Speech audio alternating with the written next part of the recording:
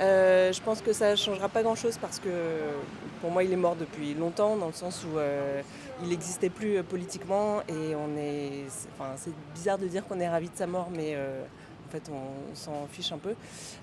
Malheureusement tout ce qu'il a véhiculé c'était atroce, le racisme, le sexisme, l'homophobie, etc. C'est difficile de se réjouir de la mort de quelqu'un, euh, notamment pour sa famille, mais en vrai, c'est pas une grosse perte. Malheureusement, les idées qu'il véhiculait continuent d'exister et ça, c'est le vrai drame aujourd'hui. Ah oui, quand il dit que les chambres à gaz, c'est un détail de l'histoire, c'est parce qu'il a personne qui y est allé, lui en tête, hein. Sinon, ça serait peut-être autre chose qu'un détail. Voilà. Qu'est-ce qu'il laisse dans l'histoire pour vous, cet homme-là?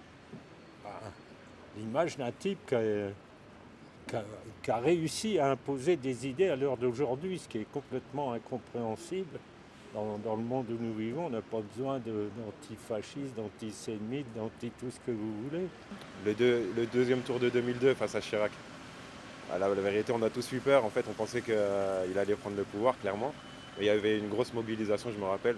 Moi, j'étais jeune, hein, à ce moment-là, mais tant mieux qu'il n'ait pas eu le pouvoir.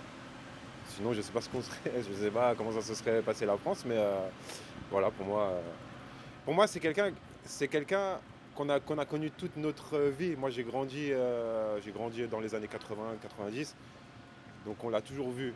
Le fait qu'il soit mort, ça fait bizarre, mais c'est pas non plus, c'est pas une grande perte pour moi, c'est une grande perte.